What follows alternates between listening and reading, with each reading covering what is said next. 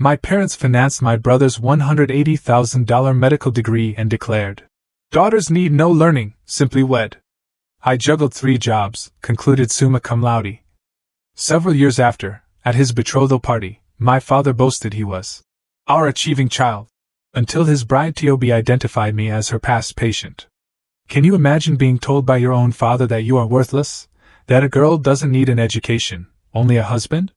And then, years later, watching him proudly declare your brother his only successful child, completely oblivious that his future daughter-in-law was the patient I saved on my operating table?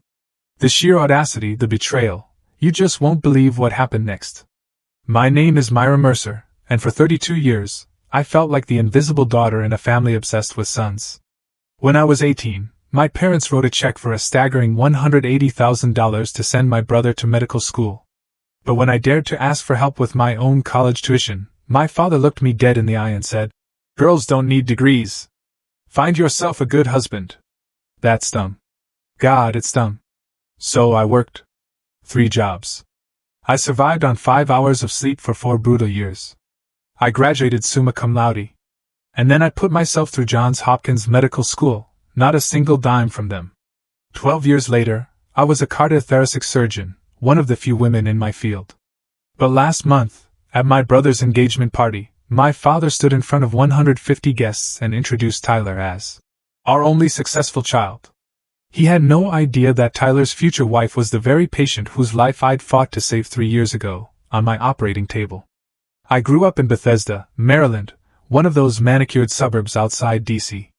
You know the type, every lawn a perfect green, every house hiding secrets behind perfect hedges.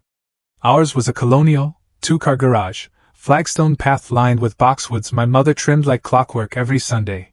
My father, Harold Mercer, was CFO of an insurance company, a man who lived by rules no one wrote down, but everyone learned.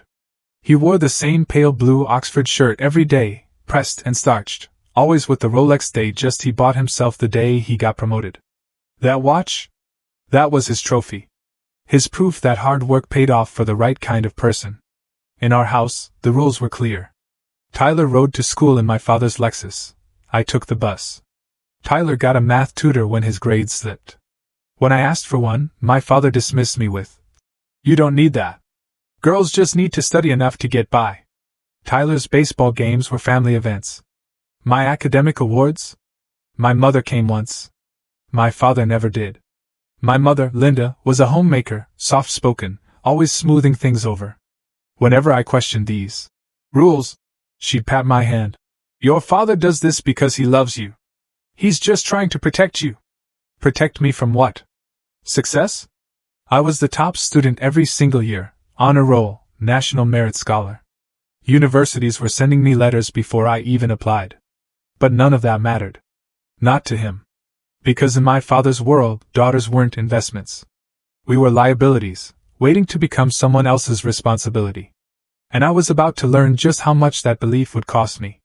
The summer before my freshman year of college, my mother made meatloaf. She only made meatloaf for big occasions, birthdays, promotions, important announcements. I was 18. I just received my acceptance letter from the University of Maryland, with a partial scholarship that covered most of it. But I still needed about $15,000 a year to make it work. I remember smoothing that letter on the dining table, my heart pounding with a hope I was almost afraid to admit. "I got in," I said. "With a scholarship. I just need help with the rest." My father picked up the letter. He didn't read it. Just glanced at the header and set it down. "That money is for Tyler," he said, swirling his Macallan 18 like he was making a business decision, which, to him, he was.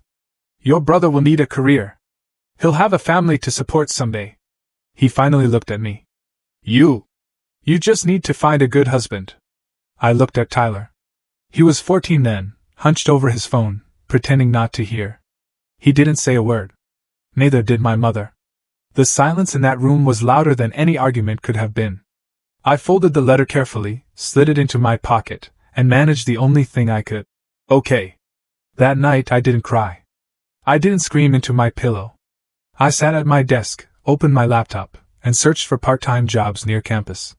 I applied to 3 before midnight. Because in that moment, I made a decision. I would never ask my father for anything again. And I never did. College was a blur of early alarms and cold coffee. Job 1, waitress at a diner, 5 a.m. to 9 a.m., pouring coffee for truckers before running to class with grease still on my apron.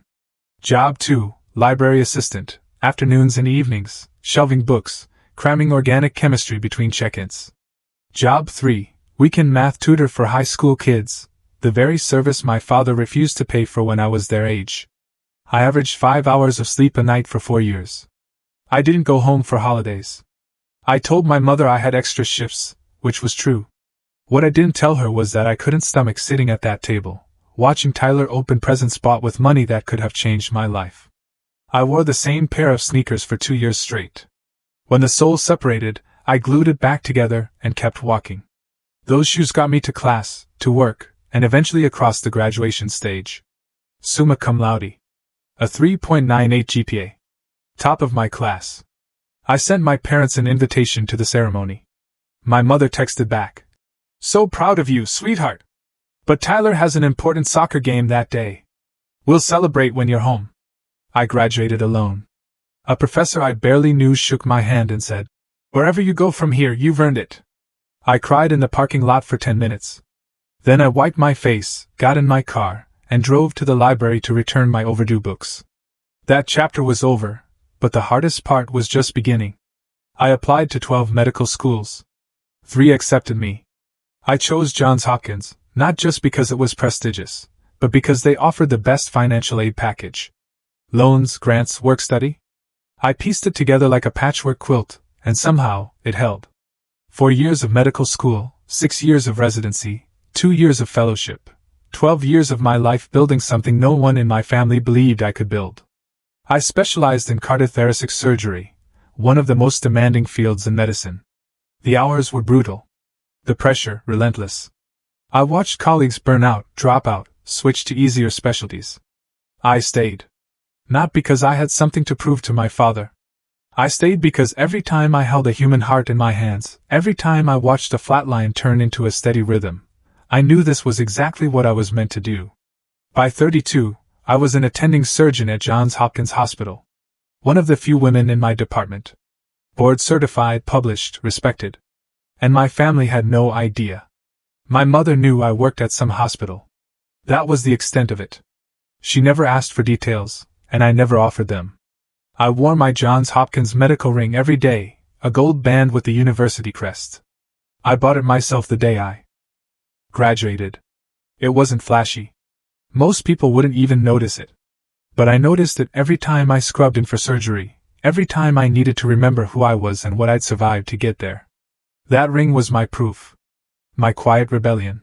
Then one evening, my mother called, and everything I'd spent 12 years avoiding came rushing back.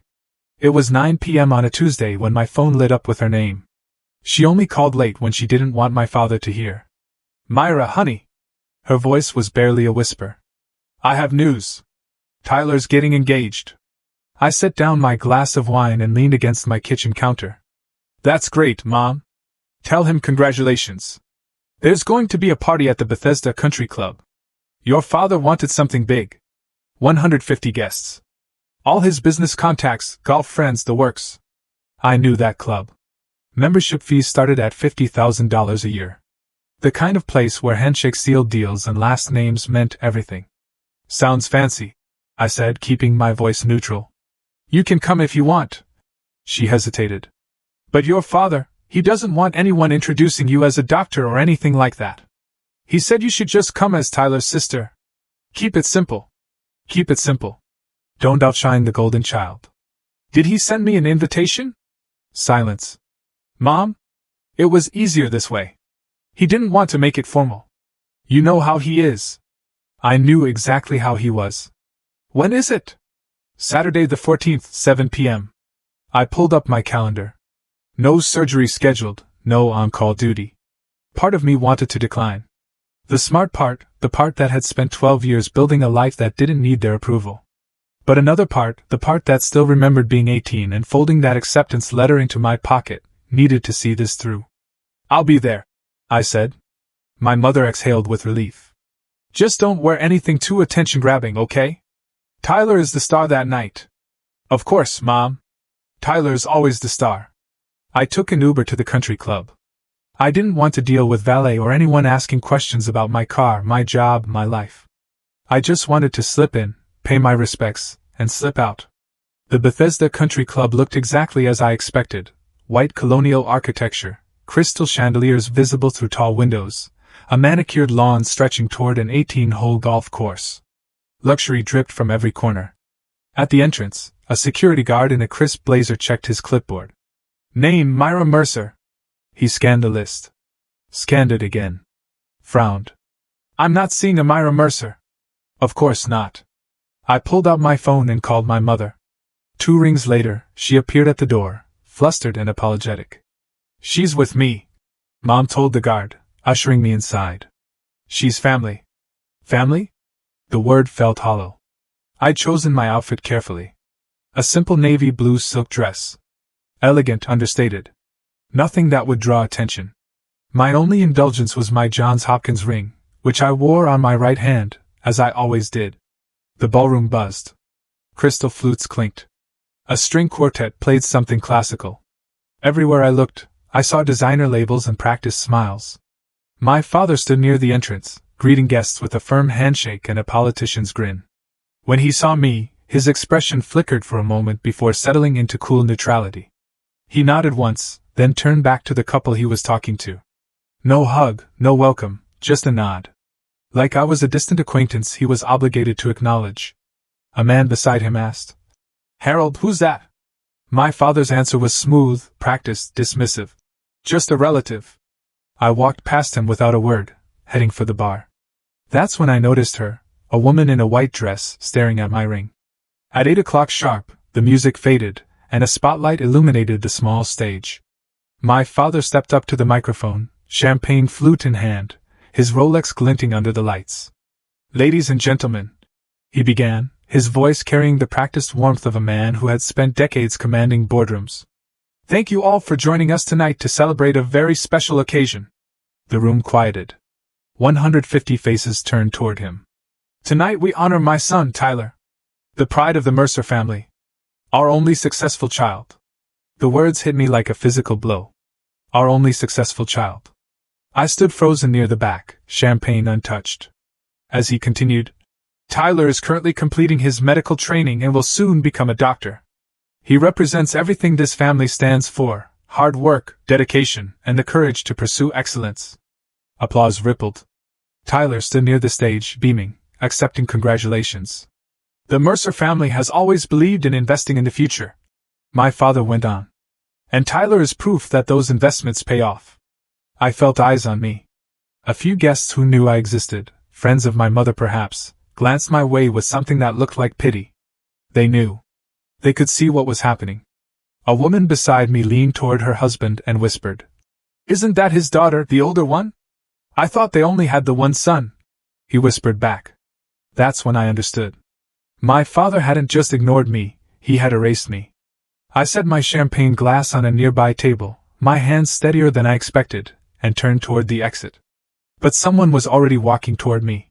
She was beautiful in the way brides-to-be always are, glowing, radiant, wrapped in cream-colored silk that probably cost more than my first month's rent in medical school. But it wasn't her dress that stopped me. It was her eyes. They were locked on my hand, on my ring. Excuse me, she said, closing the distance with quick, purposeful steps. I'm so sorry to bother you, but do you work at Johns Hopkins? My heart stuttered. Yes, I said carefully. I do. Are you a surgeon? The ballroom noise seemed to fade. The clinking glasses, the murmuring conversations, all dissolved into white noise as I looked at this woman. Really looked at her. And the memory clicked into place. 3 years ago. 2 a.m. A 26-year-old woman, chest crushed in a car accident, bleeding out on my operating table. 7 hours of surgery, touch and go until the very end. I remembered her face, younger then, pale, hovering between life and death. Rachel, I said, her name surfacing from somewhere deep in my memory. Rachel Porter. Her hand flew to her mouth. Tears welled in her eyes. It's you! Oh my God, it's really you! Before I could respond, Tyler appeared at her side, his smile stiff with confusion. Babe, what's going on? He looked at me, then back at Rachel. Do you know my sister? Rachel's head snapped toward him. Your sister? Her voice cracked. Tyler, you never told me what your sister does for a living. Tyler's jaw tightened. I could see him calculating, trying to control the narrative. She works at a hospital, he said quickly. Some administrative thing. Rachel stared at him. Then she stared at me. Administrative? She repeated slowly. Tyler, this woman saved my life.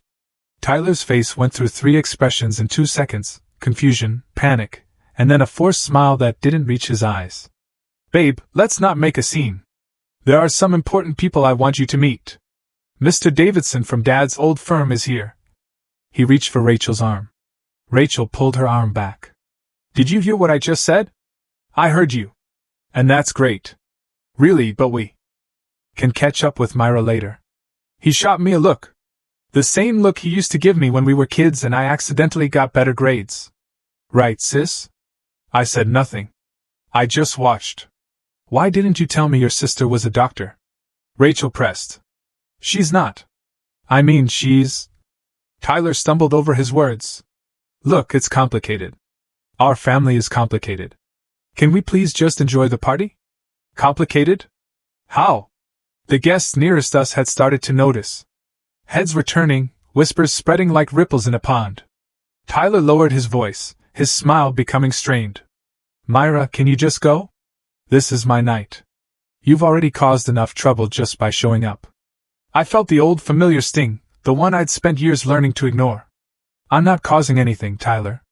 I'm standing here. You know what I mean? His voice dropped to a hiss.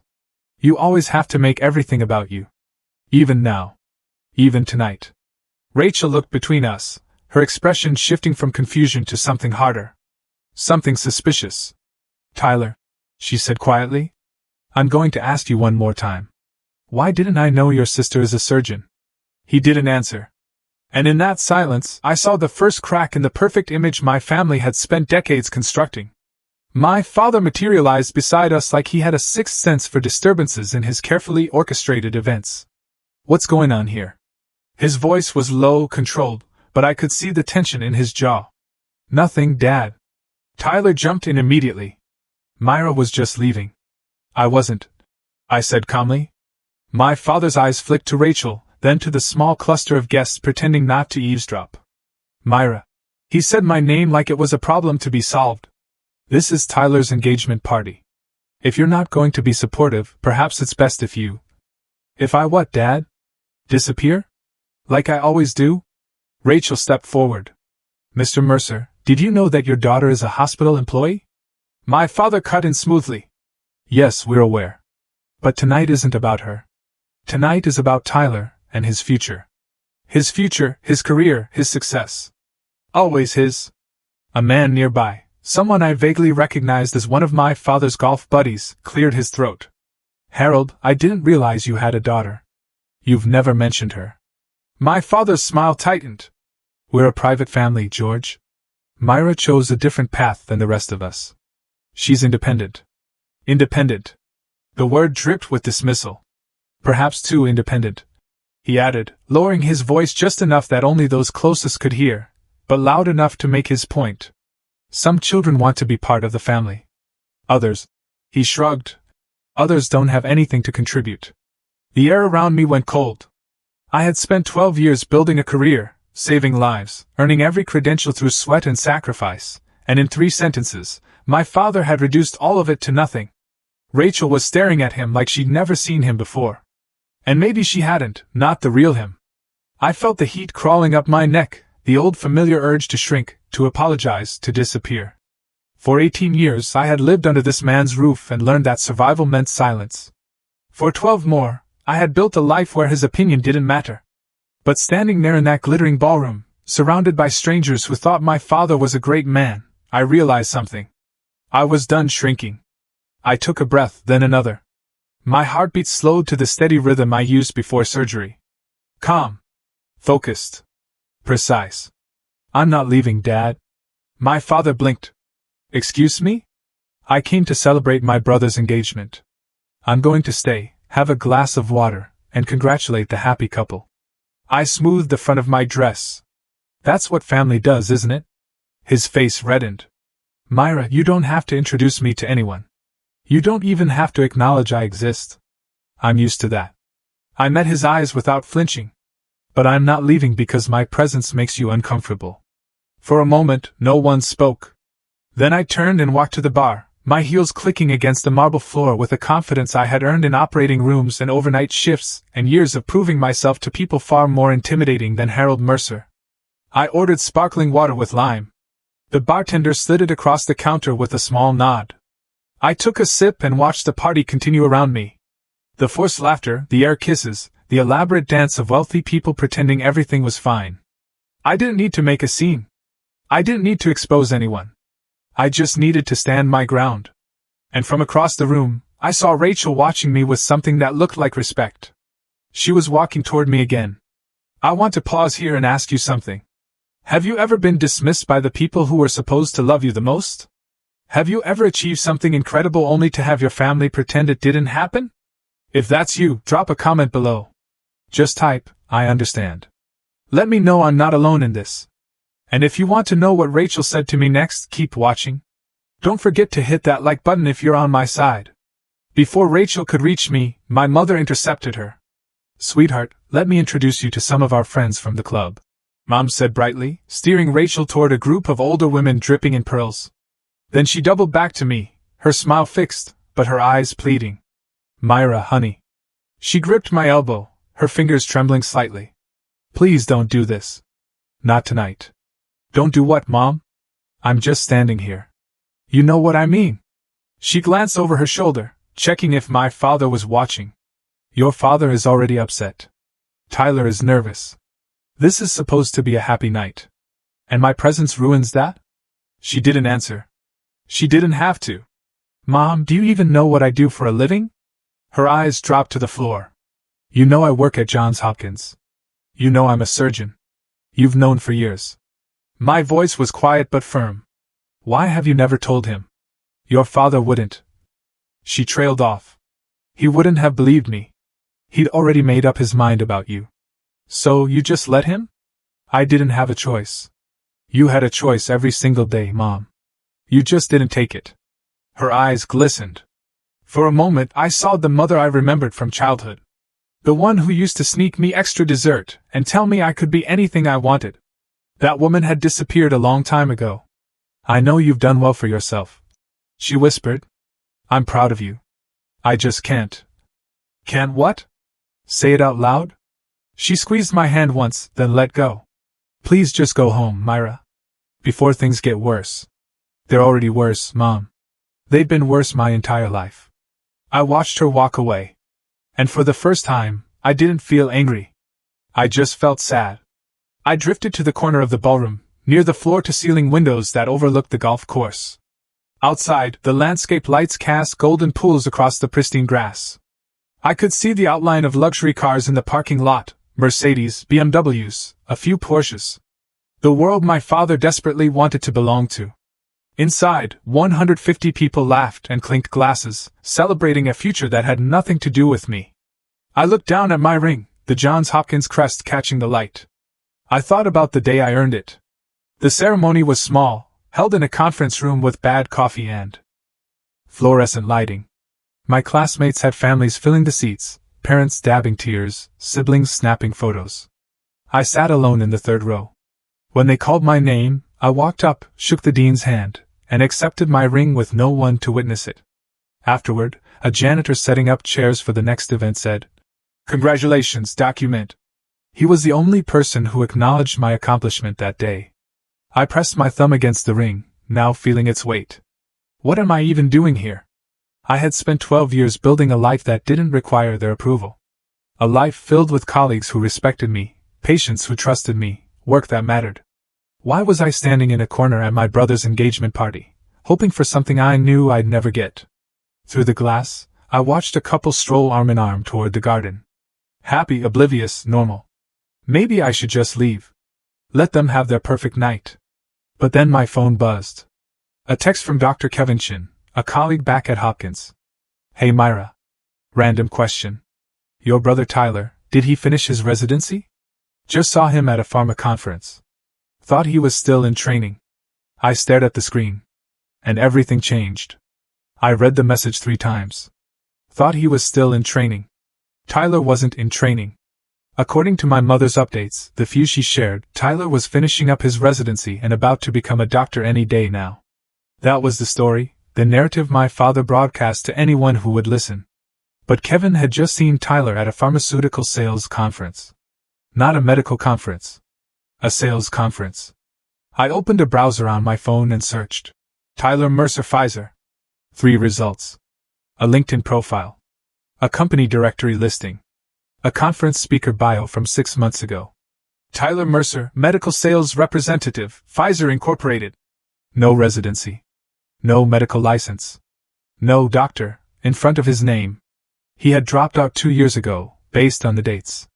My father had spent $180,000 on Tyler's medical education, and Tyler hadn't even finished. He'd quietly pivoted to pharmaceutical sales and never told anyone. For 2 years, he had been lying to our entire family. I slipped my phone back into my clutch, my mind racing. This wasn't my weapon. I didn't come here to expose anyone. But as I watched my father work the room, shaking hands, boasting about his future doctor son, I realized something. The truth didn't need me to weaponize it. The truth had a way of surfacing on its own. I thought about every patient who had ever thanked me after surgery. Every life I had helped save. Every 18-hour shift. Every sacrifice. Every moment I had chosen this path despite having no one to support me. I didn't need to prove anything to my father. But I also didn't need to protect my brother's lies. I straightened my shoulders and looked across the room. Rachel was finally breaking free from the group of women. She was heading my way. This time, I didn't look away. I met Rachel halfway, near one of the tall cocktail tables draped in white linen. "I'm sorry about earlier," she said, slightly breathless. "Tyler's mother kept pulling me around to meet people. It's fine. It's your party. It's supposed to be." She bit her lip. "But nothing about tonight feels right." I studied her face, the furrow between her brows, the tension in her shoulders. This wasn't bridal glow. This was doubt. "Rachel, how much do you know about Tyler's career?" She blinked at the question. "He's finishing his residency, internal medicine. He's supposed to start his fellowship next year. That's what he told you. That's what he's told everyone." Her voice wavered. "Why? Is there something I should know?" I hesitated. This wasn't my secret to tell, but it also wasn't my lie to protect. "I just received a message from a colleague. He saw Tyler at a pharmaceutical sales conference last week." "A sales conference?" Rachel shook her head. "No, Tyler doesn't do sales. He's a doctor. Well, almost a doctor." "Rachel." I kept my voice gentle but direct. "I looked it up. Tyler works for Pfizer. He's listed as a sales representative. He has been for at least 2 years." The color drained from her face. "That's not possible. He shows me his schedule. He talks about his patients. She stopped. Something clicked behind her eyes. "Oh my God!" she whispered. "The hours. He's always so vague about where he goes. I thought it was because he was busy at the hospital." "I'm not trying to hurt you," I said. "I just think you deserve to know the truth before you marry him." Rachel stared at me. Then she looked across the room at Tyler, who was laughing at something his father said. "He's been lying to me for 2 years. I didn't answer. I didn't have to. Rachel stood frozen for a long moment, processing. Then she turned back to me with a different look in her eyes, sharper now, more focused. "Wait, can we go back to what I said earlier?" She took a breath. 3 years ago, I was in a car accident, a bad one. My sternum was crushed. I had internal bleeding. They told my parents I probably wouldn't survive the night." I nodded slowly. "I remember. The surgeon who saved me, Dr. Myra Mercer, operated on me for 7 hours. She held my heart in her hands." Rachel's voice cracked. "When I woke up in the ICU, she was there. She held my hand and said, 'You fought hard. Now you get to live.'" I remembered that too. I remembered her parents sobbing in the waiting room. I remembered the moment her vitals stabilized, and I finally exhaled. "That surgeon was you," Rachel said. "Wasn't it?" "Yes." Tears spilled down her cheeks. Before I could react, she pulled me into a tight embrace. I've thought about you every single day for 3 years. She whispered against my shoulder. I went back to the hospital once to find you, but they said you transferred to a different department. I never got to thank you properly. You just did. She pulled back, wiping her eyes with the back of her hand. This whole time, you were Tyler's sister. He talked about you like you were nobody, like you didn't matter to him. I don't. Her voice hardened. But you matter to me. You saved my life. And his family treats you like you're invisible. She looked toward the stage where the microphone still stood from my father's earlier speech. No, she said quietly. That's not okay. That's not okay at all. Rachel, you don't have to. Yes, I do. She squeezed my hands. The truth needs to come out. All of it. What are you going to do? I asked. Rachel glanced toward the stage, then back at me. I was supposed to give a speech later. Thank Tyler's family for welcoming me. Talk about how excited I am for our future together. And now I'm going to tell the truth. She straightened her shoulders. Not to hurt Tyler. Not to embarrass your father. Just because I don't want to build a marriage on lies. Rachel, this is your engagement party. Are you sure you want to do this here, in front of everyone? Where else? She laughed bitterly. Tyler's been lying to me for 2 years. Your father just stood up there and called Tyler his only successful child when you are the one who actually became a doctor, a surgeon, someone who saves lives. She shook her head. I almost died, Myra. Do you know what that does to a person? It makes you realize how short life is, how precious. I promised myself after that accident that I would never waste time on things that weren't real. Her eyes met mine. Tyler isn't real. The future we planned isn't real. But what you did for me, that was real. I felt something shift in my chest. Not satisfaction. Not triumph. Something quieter. Relief, maybe. That someone finally saw me. I'm not going to accuse anyone of anything, Rachel said. I'm just going to tell my story and let people draw their own conclusions. And Tyler? Tyler can explain himself, if he even can. She touched my arm. Will you stay? I don't want to do this without you here. I thought about leaving. Thought about protecting myself from the fallout. But I had been protecting myself for 12 years. Maybe it was time to just stand in the truth. I'll stay, I said. Rachel nodded and walked toward the stage. The MC, a friend of my father's, tapped the microphone. Ladies and gentlemen, if I could have your attention, please. Our beautiful bride-to-be, Rachel Porter, would like to say a few words. Polite applause rippled. Rachel climbed the 3 steps to the small stage, her cream silk dress catching the light. She looked every bit the perfect fiancée, poised, beautiful, gracious. But I could see her hands trembling slightly as she adjusted the microphone. 150 guests turned their attention to her. My father stood near the front, beaming with proprietary pride. Tyler positioned himself at the base of the stage, ready to gaze adoringly at his bride. Thank you all for being here tonight. Rachel began, her voice clear and steady. I'm so grateful to celebrate with Tyler's family and friends.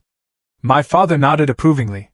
Before I talk about Tyler, Rachel continued, I want to share something personal, something that shaped who I am today. A murmur of interest passed through the crowd. This wasn't the standard thank you speech they were expecting. 3 years ago, I was in a car accident. A semi-truck ran a red light and hit my driver's side door at 50 miles per hour. Gasps. Sympathetic murmurs. I was rushed to Johns Hopkins with a crushed sternum and massive internal bleeding. The doctors told my parents I had a 20% chance of surviving the night. Rachel paused, letting the weight of her words settle over the room. But I did survive. Because of one person. One extraordinary surgeon who operated on me for 7 hours and refused to give up. I felt eyes beginning to shift. People were looking around, wondering where this was going. Rachel looked directly at me. That surgeon is in this room tonight. The ballroom went silent. Her name, Rachel said, her voice unwavering, is Dr. Myra Mercer. She's a cardiothoracic surgeon at Johns Hopkins Hospital, one of the best in the country. She pointed toward me, and 150 heads swiveled in my direction. She's also Tyler's sister. The silence exploded into whispers. I stood frozen in my corner, heart pounding as Rachel continued. I didn't know this until tonight. Tyler never mentioned that his sister was a doctor.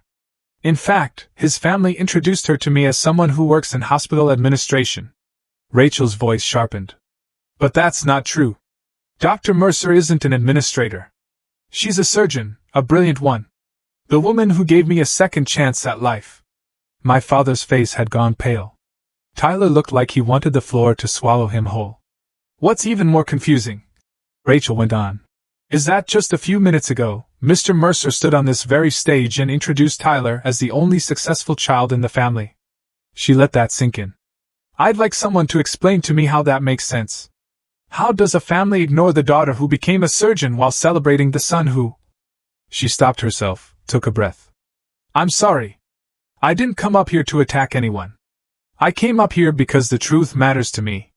And the truth is that Dr. Myra Mercer saved my life. Without her, I wouldn't be standing here. I wouldn't have met Tyler. I wouldn't have any of this. Rachel looked at me again, tears glistening in her eyes. Myra, would you please come up here? I'd like everyone to meet the woman who made my future possible. Every eye in the room was on me. I had two choices, shrink or stand. I chose to stand. I walked through the parted crowd, my heels clicking against the marble with each step. The whispers followed me like a wave. That's the daughter. Harold never mentioned a daughter. A surgeon at Hopkins? Why would they hide that? Something's very wrong here. I climbed the steps and stood beside Rachel. She reached for my hand and squeezed it. From the crowd, a man's voice called out, Dr. Howard Brennan! A cardiologist who was apparently among my father's golf circle. Myra Mercer! He stepped forward, recognition dawning on his face. I attended your presentation at the American Heart Association conference last spring. Your research on minimally invasive mitral valve repair was exceptional. More murmurs, more turning heads. Thank you, I said simply. Rachel leaned into the microphone. For those who don't know, and apparently that includes Tyler's own family, Dr. Mercer is board-certified in cardiothoracic surgery. She's published in peer-reviewed journals. She's saved countless lives, including mine. She turned to face my father, who stood motionless near the front, his face a mask of barely controlled fury. Mr. Mercer, I mean no disrespect, but I have to ask, why did you tell this room that Tyler is your only successful child? Your daughter is standing right here. She's accomplished more than most people will in a lifetime. The room held its breath. My father's mouth opened, closed, opened again. This is hardly the time or place. It seems like exactly the right time and place to me, Rachel said calmly. You chose to celebrate Tyler's success publicly. Why can't we acknowledge Myra's? Someone in the back started clapping. Then another person, then another. Within seconds, half the room was applauding. Not for my father. Not for Tyler. But for me. And I hadn't asked for any of it. The truth had simply found its way into the light. Rachel handed me the microphone. For a moment, I just stood there, looking out at the sea of faces. Some curious, some sympathetic, some uncomfortable. I could have destroyed my father right there. I could have laid out every slight, every rejection, every moment he made me feel worthless. But that wasn't who I wanted to be. Thank you, Rachel. I kept my voice calm, measured. And thank you, everyone, for your kind applause.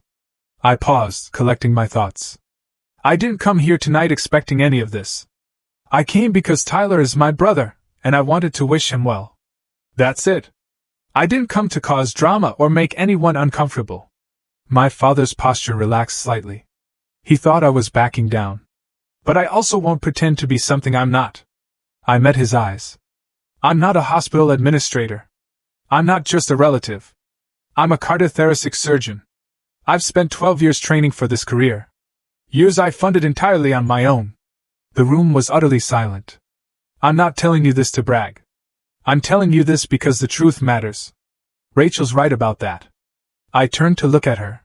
3 years ago, she came into my operating room more dead than alive. I spent 7 hours fighting to keep her heart beating. When she woke up, I promised her that her fight was worth it. Rachel wiped tears from her cheeks. I don't need anyone's validation. I continued, turning back to the crowd. I stopped needing that a long time ago. But I also won't stand quietly while the people who should have supported me pretend I don't exist. I set the microphone back on the stand. That's all I have to say. Thank you for listening. I stepped back. And that's when Tyler lost control. Tyler stormed onto the stage, his face flushed red, his carefully gelled hair starting to come undone. Are you serious right now? He grabbed the microphone, his voice cracking with barely contained rage. This is my engagement party. And you just had to make it about you, didn't you? Rachel stepped toward him. Tyler. No. He jabbed a finger in my direction. She's always been like this. Always trying to prove she's better than me. Always competing. Even now, even on the one night that's supposed to be mine, she can't just let me have it. The guests shifted uncomfortably. This wasn't the charming Tyler they thought they knew. I didn't do anything, Tyler. My voice was steady. Rachel asked me a question and I answered honestly. Honestly? He laughed bitterly. You want to talk about honesty? Fine. Let's talk about how you abandoned this family, how you never come home, how you act like you're so much better than all of us. Tyler. My voice cut through his tirade like a scalpel. When were you going to tell everyone you dropped out of your residency 2 years ago? The room went absolutely still. Tyler's face drained of color. What? You're not becoming a doctor, Tyler. You're a pharmaceutical sales rep. You have been for 2 years. I paused. Dad's $180,000, and you couldn't even finish. For a long moment, no one moved. Then Rachel stepped forward and slowly, deliberately pulled the engagement ring from her finger. I asked you one thing, Tyler. One thing when we started dating. I said, please never lie to me. She placed the ring in his trembling hand. You've been lying to me since the day we met. She walked off the stage without looking back. Tyler stood alone under the spotlight, holding a ring no one wanted anymore. Can I be honest with you for a second? That moment, watching Tyler stand there with that ring, I didn't feel victorious. I felt tired. 12 years of silence, and this was how it ended. Let me know in the comments, do you think Tyler deserved this, or do you feel sorry for him? And if you're still here, if you want to know what happened with my father, keep watching. This is the part one waited 12 years for. My father finally moved. He climbed the stage steps slowly, like a man walking toward his own sentencing. His Rolex caught the light as he reached for his son's shoulder. Tyler, we'll discuss this at home. His voice was low, controlled, but I could see the vein pulsing in his temple. Everyone, please, let's not let this small misunderstanding ruin the evening. Misunderstanding? Dr. Brennan stepped forward from the crowd. Harold, your daughter is one of the most respected cardiothoracic surgeons on the East Coast. I've read her research. I've watched her present at national conferences, and you've been telling everyone she's an administrator. More voices joined in. The carefully cultivated facade was crumbling. My father turned to me. His face a complicated mix of anger, and something I'd never seen before, fear. Myra. This isn't the place. You made it the place, Dad. When you stood up there and called Tyler your only successful child in front of everyone I grew up around. I was just... Tyler needed. He stumbled over his words. You don't understand the pressure he's been under. Pressure? I almost laughed. You paid for his entire education. You supported every decision he ever made. And when he failed, you covered for him. I stepped closer. I worked 3 jobs to put myself through school. I slept 5 hours a night for 4 years. I earned everything I have with absolutely no help from you. That was your choice. No, that was your choice. You decided I didn't deserve support because I was born a girl. I kept my voice level. I'm not asking for an apology. I stopped waiting for that years ago. He stared at me, speechless for perhaps the first time in his life. But I won't let you erase me anymore. Not in front of these people.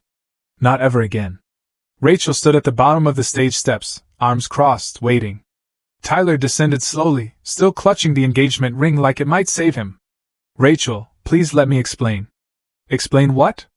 Her voice was calm, but I recognized that calm. It was the same calm I used when a surgery was going wrong. The moment right before decisive action. I was going to tell you, when we were married, after we bought a house. She shook her head. You told me you were a doctor, Tyler. You showed me your schedule. You complained about difficult patients. All of it was lies. Not lies. Just... I was protecting you. Protecting me from what? The truth? Rachel laughed, but there was no humor in it. I told you about the worst moment of my life. I told you about my accident, my surgery, my recovery.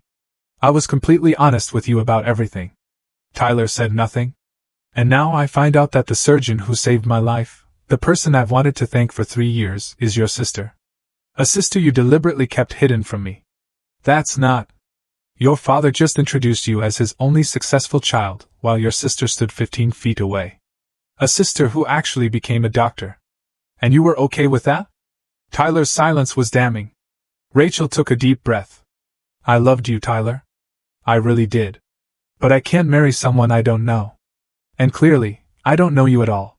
She turned and walked toward the exit, her heels clicking with finality against the marble floor. Tyler called after her. Rachel, please. She didn't look back. The ring fell from Tyler's hand and bounced on the floor with a small, pathetic clink. No one moved to pick it up. In all the chaos, I hadn't noticed my mother approaching. She climbed onto the stage, something I'd never seen her do in my entire life. Linda Mercer didn't make scenes. She didn't draw attention. She smoothed things over and kept the peace. But not tonight. Myra. I turned to face her. Her eyes were red-rimmed, her careful makeup starting to smudge. I'm so sorry. The words hung in the air between us. I knew what you accomplished. She continued, her voice trembling. I followed your career from a distance. I read about your research. I saw the hospital announcements when you were promoted. I felt something crack in my chest. Then why didn't you ever say anything? Because I was afraid. She wiped her eyes with the back of her hand. Afraid of your father. Afraid of disrupting the family. Afraid of... She took a shaky breath. Afraid of admitting I failed you. My father stood frozen behind her, watching this unfold like a man witnessing his world collapse. You were 18 years old and I let him tell you that you didn't matter. I should have stood up for you. I should have protected you. Her voice broke. But I didn't. And you had to protect yourself. She reached for my hands, and I let her take them. The woman you became, the surgeon, the success, all of it. You did that alone. Despite us, not because of us. She squeezed my fingers. I'm so proud of you, Myra. I should have said it years ago. I felt tears threatening to fall. The first I'd allowed myself in a long time. Thank you, Mom. I managed. That means more than you. No. She pulled me into a hug. A real one. The kind I hadn't felt since I was a child. Behind us, my father stood silent, watching, processing. For once, he had nothing to say. I held my mother for a long moment. Then I gently stepped back. The ballroom had grown quiet. Guests were starting to drift toward the exits. Conversations hushed and uncomfortable. The party was over in every way that mattered. Tyler had disappeared, probably to lick his wounds somewhere private. My father still stood on the stage, looking older than I'd ever seen him. I didn't have anything left to say to either of them. I should go. I told my mother. She nodded, still holding my hand. Will you call me soon? Yes, I'll call. As I descended the stage, Rachel intercepted me near the door. Myra, wait. Her eyes were dry now, her composure restored. I don't know how to thank you for tonight, and for everything else. You don't need to thank me. I touched her arm briefly. You saved yourself tonight, Rachel. You chose truth over comfort. That takes courage. I learned it from you. She smiled weakly. 3 years ago, when I woke up in that hospital room, you told me something I never forgot. What was that? You said the hardest part is over. Now all you have to do is live. She took a shaky breath. I think I finally understand what you meant. I hugged her briefly, but genuinely. Take care of yourself, Rachel. You're going to be okay. She nodded and stepped aside. I walked out of the Bethesda Country Club into the cool night air. The valet scrambled around luxury cars, but I walked past them, pulling out my phone to request an Uber. The automatic doors closed behind me, muffling the murmurs and the music. I took a deep breath. For the first time in 12 years, my chest didn't feel tight. I had said my piece. I had stood my ground. Now I could go home. A lot can change in 7 days. Rachel called off the engagement. She sent me a text the next morning. Thank you for telling me the truth. Starting over is scary, but it's better than living a lie. We've stayed in touch. She's thinking about going back to therapy, processing everything. I think she'll be okay. Tyler finally confessed to my parents about dropping out. According to my mother, who has been calling me every other day now, my father didn't take it well. He cut off Tyler's financial support until, as he put it, Tyler has a real plan for his life. Ironic, considering he never gave me any support to cut off in the first place. My mother started attending family counseling. She asked my father to join her. He refused at first, but after a week of silence from everyone he used to impress, he agreed to at least one session. I'm not holding my breath for transformation. Some people are too set in their ways. But the fact that he's trying, even a little, is more than I ever expected. As for me, I went back to work the Monday after the party.